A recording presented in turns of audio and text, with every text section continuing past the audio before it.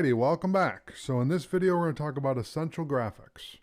So let's go up to the window and workspace and let's click on essential graphics and we get a different option again.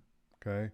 And really what we get is we get the essential graphics here and we get our project panel here and our timeline, right? And we can select a composition.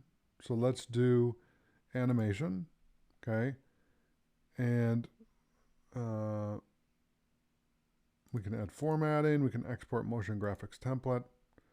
Okay. That's really it. And then over here, we can close all the other panels in the group and this and give ourselves a little more room. And actually what you could do is you can move this over to here to kind of put this in the middle. Okay. Because what that does is if you kind of, I like things that are center. I know I'm weird.